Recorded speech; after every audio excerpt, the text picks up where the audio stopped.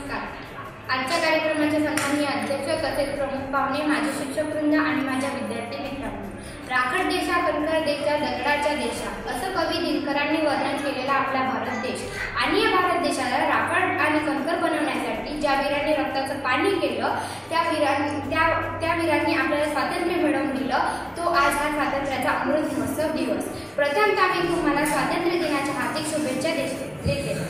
आपला एक भारतीय चंद्रावर गेला. त्याचे नाव राकेश शर्मा होते. ते जेव्हा चंद्रावरून माघारी फिरून येत होते तेव्हा त्याची भेट इंदिरा गांधी यांच्याशी झाली. तेव्हा इंदिरा गांधींनी विचारले की तुम्ही चंद्रावर गेलात, सगळे देश निरनिराळे दिसले, मग आपला भारत देश कसा दिसला? तेव्हा त्यांनी असं उत्तर दिलं की सगळ्यांचं मन भरून आलं. ते बोलले की सारे जहां से अच्छा हिंदुस्तान हमारा. अरे आहेत सारे जहां से अच्छा हिंदुस्तान हमारा. तुम्ही एक साधे उदाहरण घ्या. एक वळीचं कोरं पान जोपर्यंत सुंदर दिसत नाही तोपर्यंत चित्रकार त्याच्यावर चित्र काढत नाही.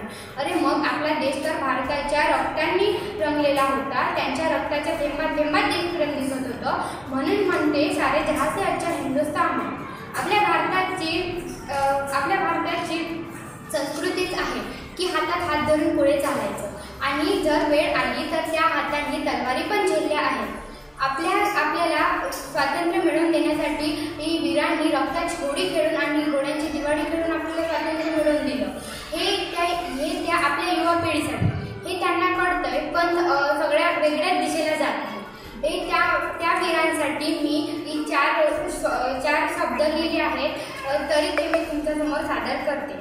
ज्या स्वातंत्र्यासाठी वीरांनी रक्ताची होळी आणि खेळली घोड्यांची दिवाळी, ज्या स्वातंत्र्यासाठी वीरांनी रक्ताची होळी आणि खेळली घोड्यांची दिवाळी, आणि आजचे हे वीर हवं त्यांना फक्त इंटरनेटची जाणीव, हवं त्यांना फक्त एक इंटरनेट जाणीव. का कुणास ठाऊक व्हॉट्सअप आणि फेसबुकमध्ये स्वर्ग त्यांनी पाहिला, का कुणास ठाऊक व्हॉट्सअप आणि फेसबुकमध्ये स्वर्ग त्यांनी पाहिला, आणि म्हणे आपला भारत देश स्वातंत्र्य झाला, आणि म्हणे आपला भारत देश स्वातंत्र्य झाला. एवढे बोलून मी माझे 2 शब्द श्री छत्रपती शिवाजी महाराजांच्या चरणी समर्पित करते आणि इथेच रजा घेते.